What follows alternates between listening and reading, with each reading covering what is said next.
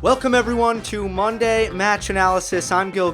I missed you guys. Last Monday was an off Monday for the first time in 10 weeks. It was a busy summer.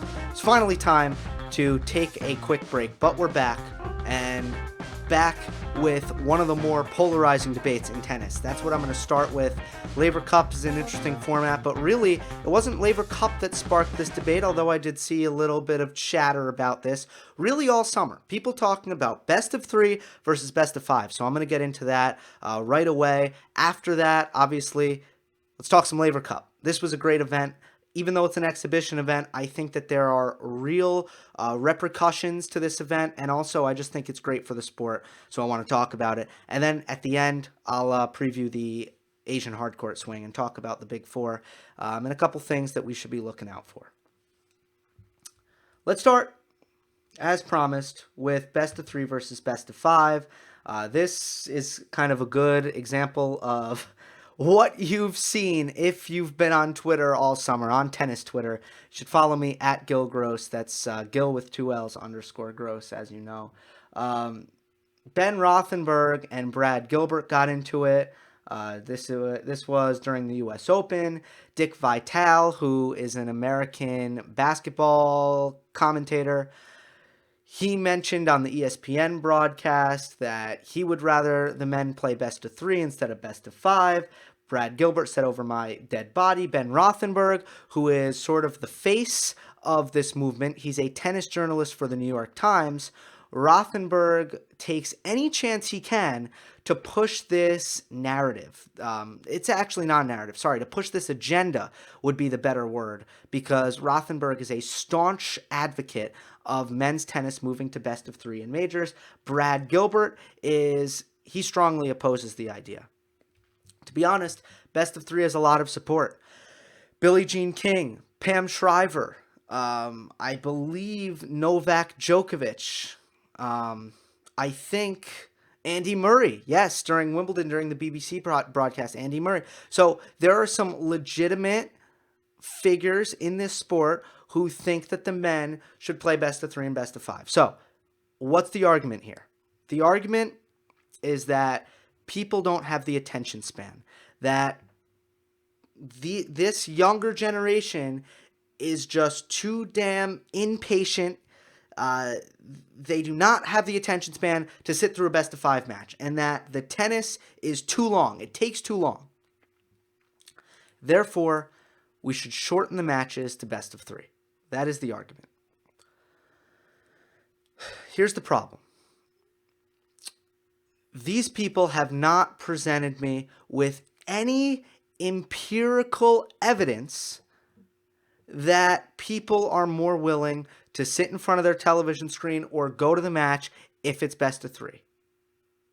You need to show me that more people watch. Here's the thing. We have it. It would be different if we had no such thing as best of three in men's tennis and people just thought, oh, we should try this. That would be different. We have best of three.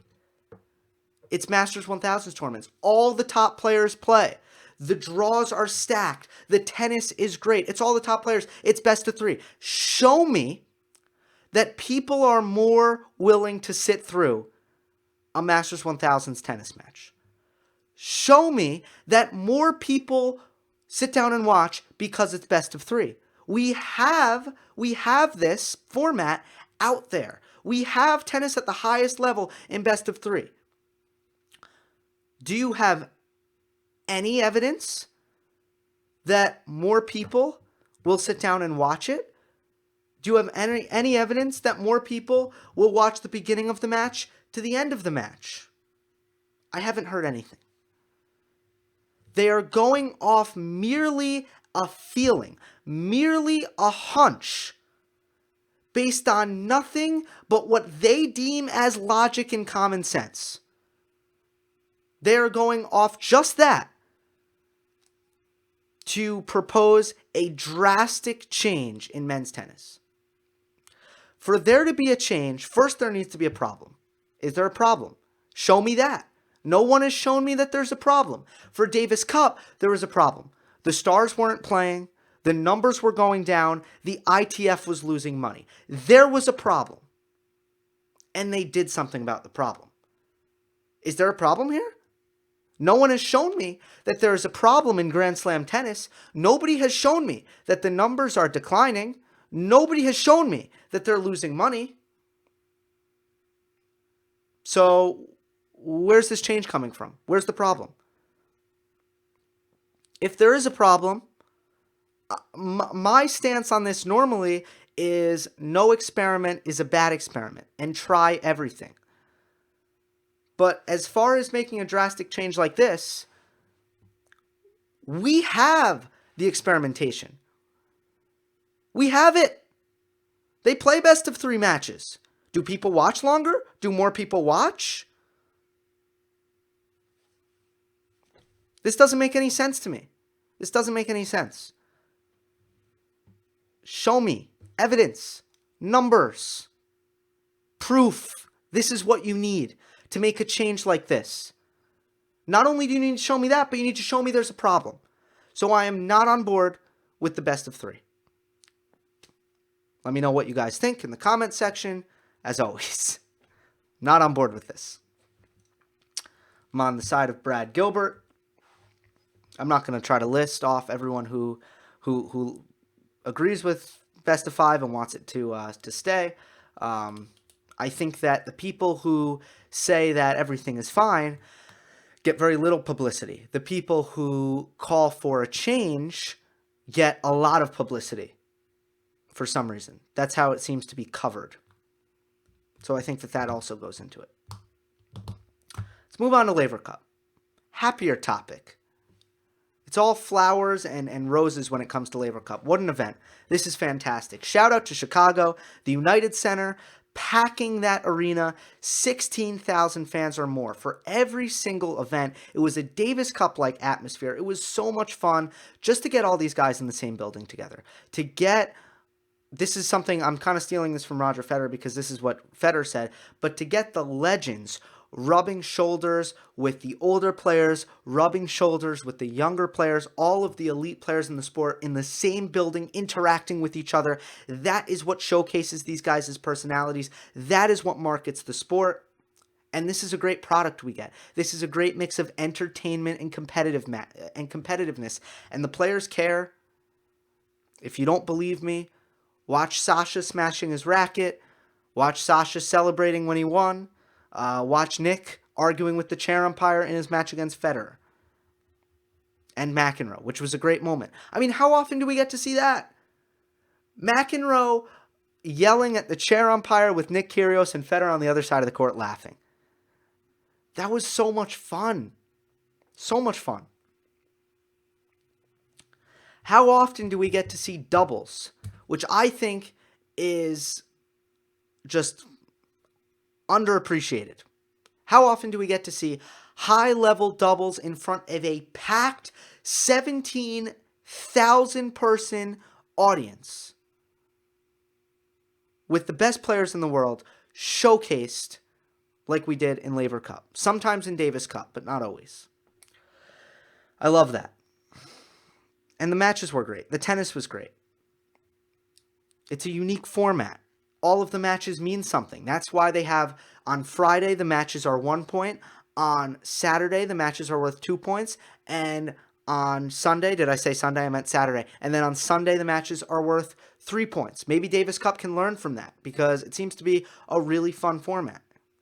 Team World versus Team Europe. Look, Team Europe looks a lot better on paper, but now 2 years in a row, this has been a close, tightly contested competition. So this has been so much fun. I think the 2 big winners are Jack Sock and Sascha Zverev. Sock went 3-0 in doubles matches. In fact, Team World only won one singles match. And that was a major upset, Kevin Anderson over Novak Djokovic. 10-6 in a match tiebreak. So it was really Jack Sock keeping Team World in this. He went 3-0 with 3 different doubles partners. He beat the likes of Djokovic and Federer playing with Kevin Anderson. He beat Dimitrov and Goffin easily playing with Kyrgios. And then he beat Federer and Zverev playing with John Isner.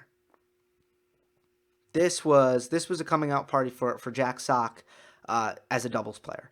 And he has developed slowly but surely a reputation as being one of the best players, doubles players in the world. But really, does he have a platform to showcase what he can do? Not really, because people don't pay much attention to doubles in the majors.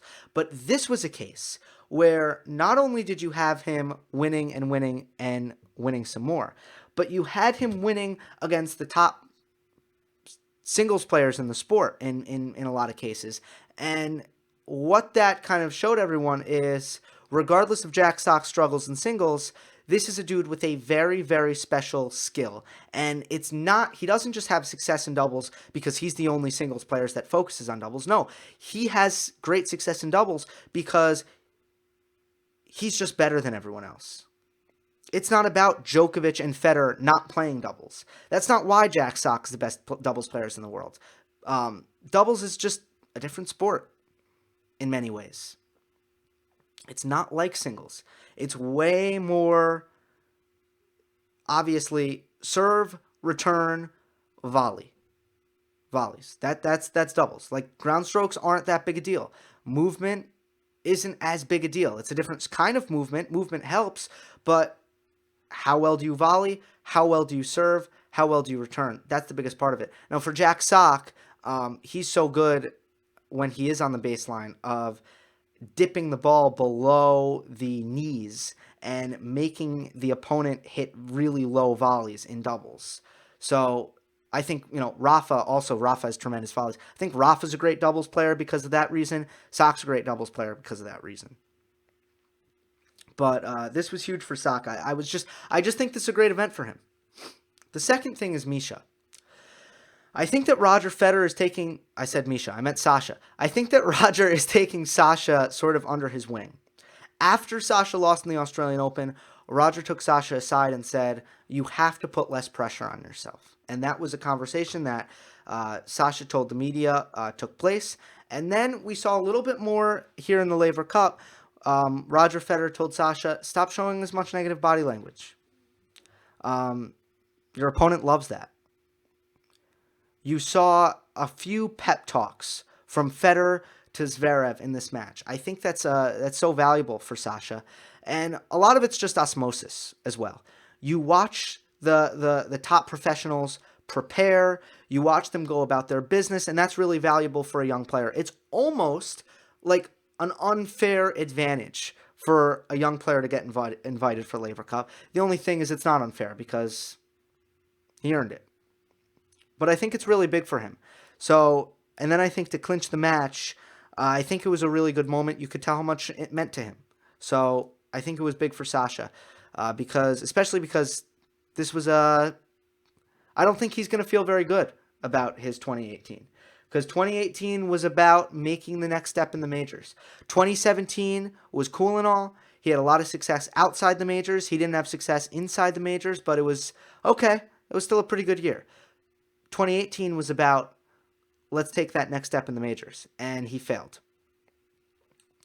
So for him to win on this stage in the presence of so many of the alpha dogs in the sport, I think that's big for Sascha. So I think that Sascha and Sock, those were the two winners. The other guys, this is exhibition at the end of the day. So it's hard, while it's such a great event from an entertainment perspective, it's hard to draw a lot from it. Even though they play their hardest tennis, that's for sure. In fact, they might even play harder. Which brings me kind of to my next point. Why are these matches so close? I kind of want to ponder this. Let me run through the matches real quick because this is a good time to do this. Just in case you missed it, I guess I'll take responsibility for catching you guys up.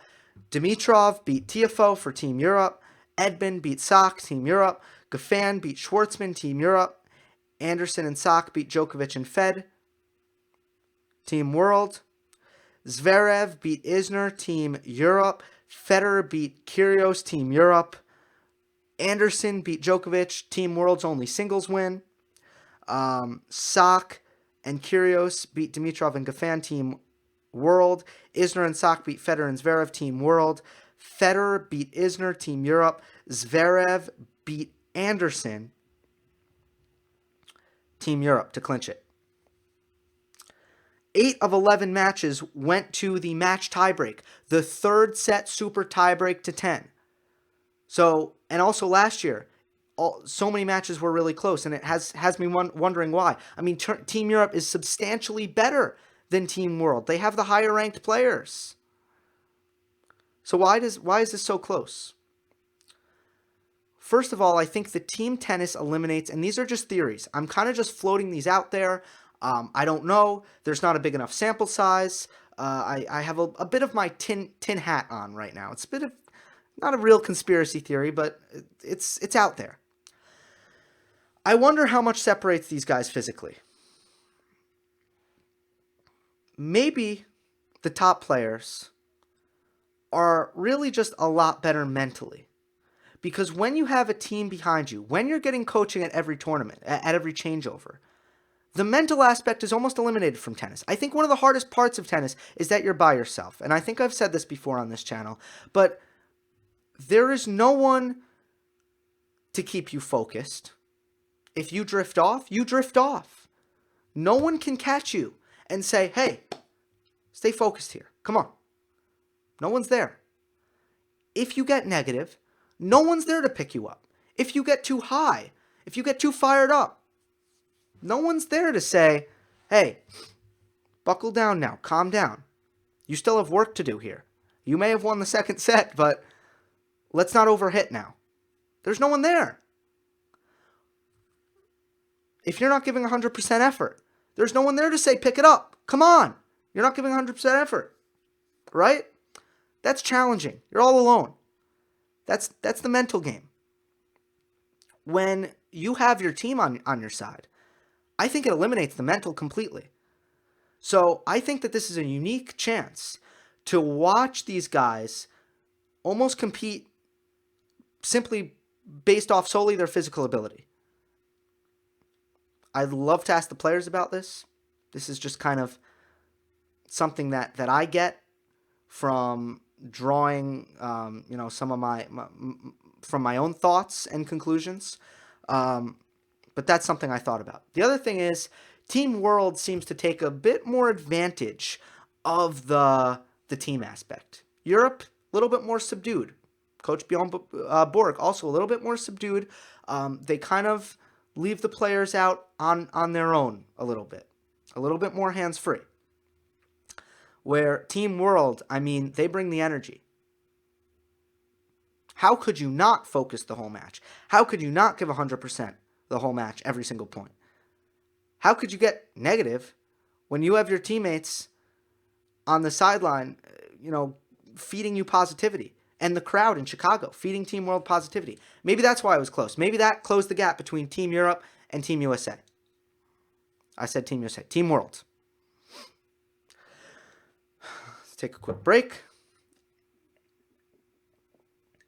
A little espresso. All right. A couple notes on the matches. I don't want to get too in-depth with it. Let's see. What do I want to talk about? I want to talk about match point. Federer was down match point against Isner in the second set. And Isner hit a serve out wide, 138 miles per hour.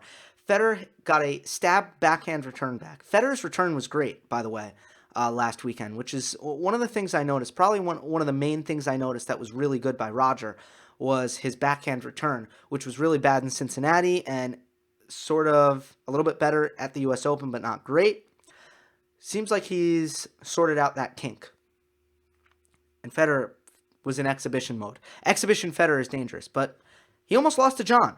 I will maintain, I'll say this all day, every day. 2018 John Isner is really hard to beat.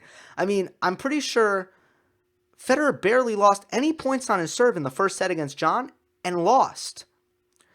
But on this match point, John had a short forehand. And Federer guessed correctly and hit a backhand pass winner. Isner almost had a put away, and he would have beat Federer, and Zverev, Team Europe, would have had to win 2 singles matches in a row. They might have done it because it would have been Zverev. He would have had to beat Anderson. There would have been a little bit more pressure on Sascha.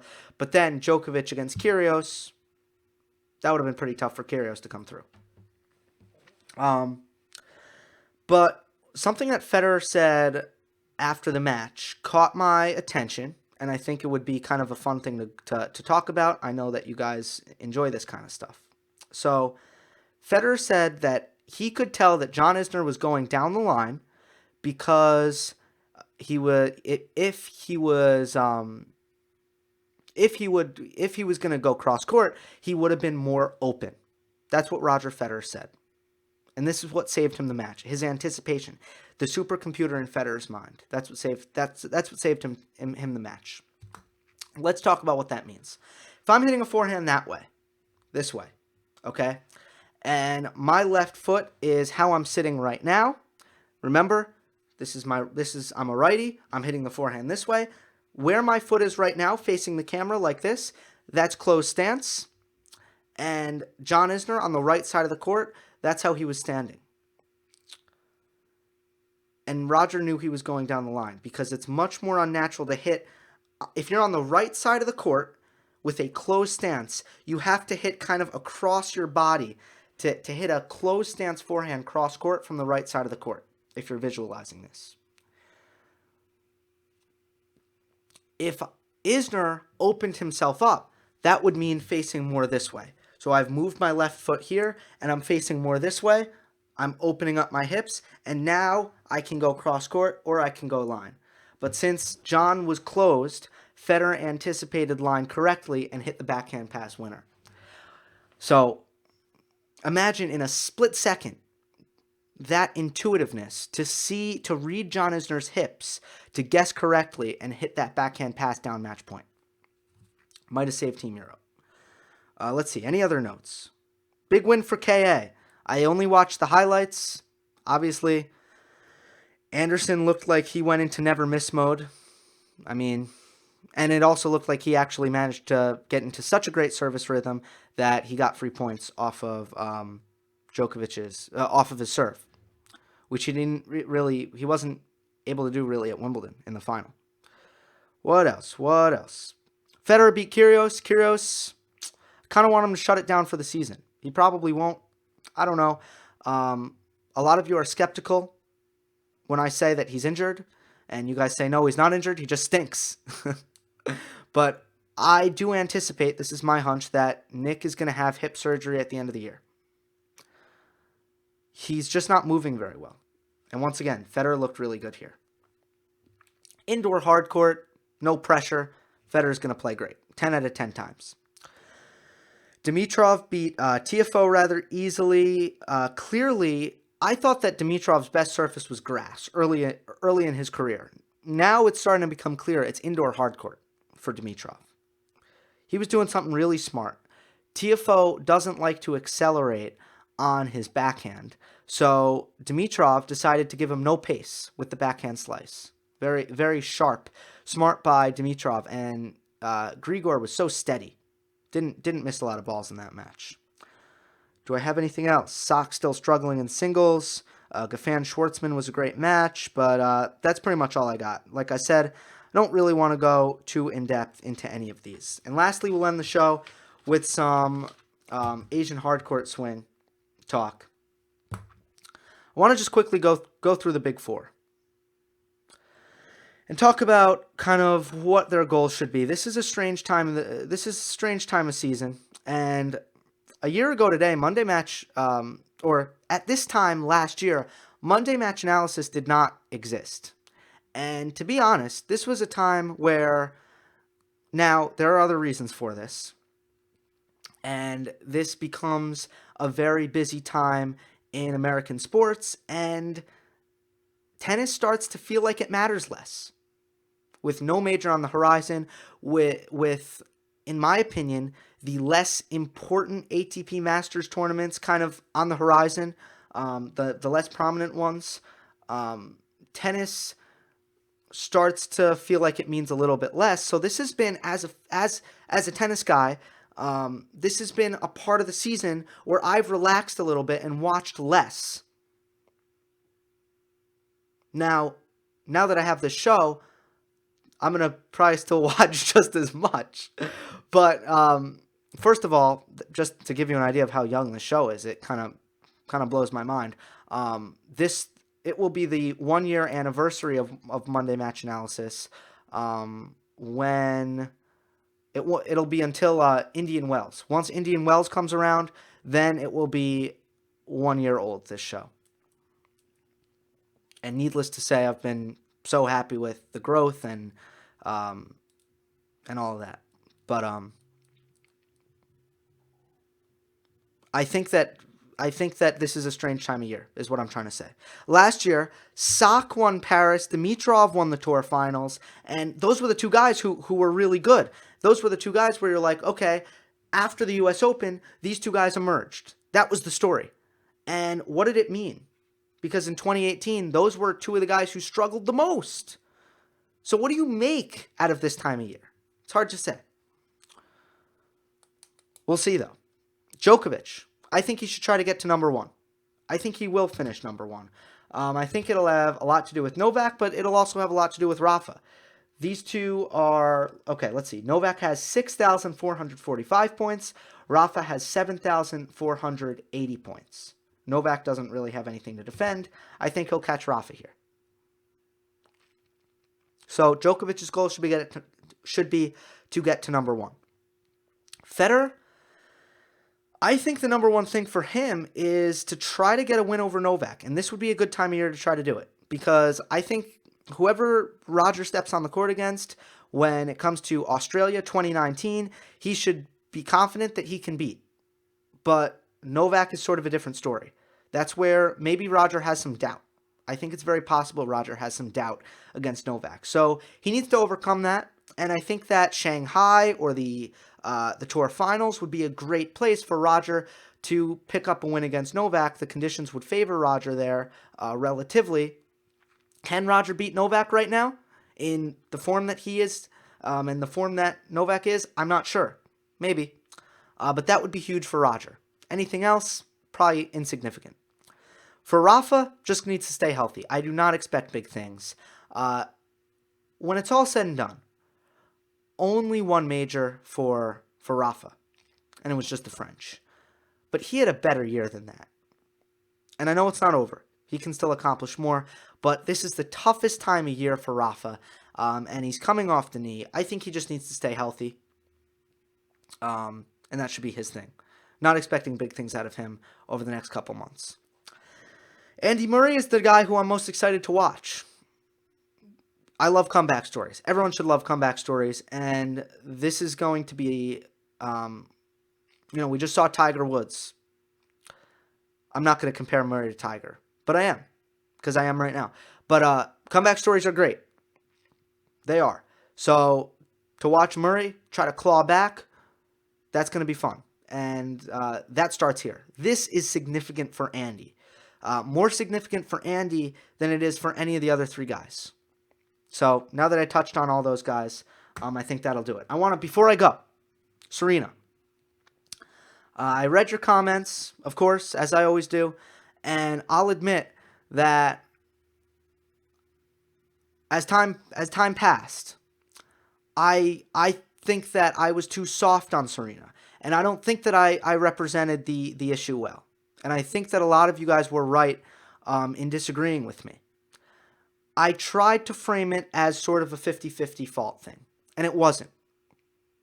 That was wrong on my part.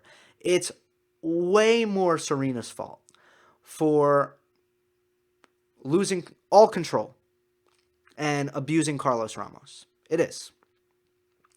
I still think that Ramos could have done things differently. I still think Ramos could have helped the situation, and I still think that Ramos isn't my choice in umpire, personally.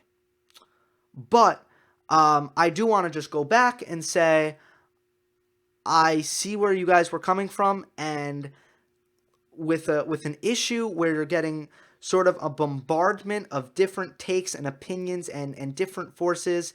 I wasn't able to reconcile the situation as well as I wanted to 2 weeks ago. And I was too soft on Serena. I was. Hope you enjoyed. Don't forget to subscribe. I'll see you next time. Make sure to rate and review on iTunes if you haven't done that. Even if you watch on YouTube, it's a huge help. I'll see you next time.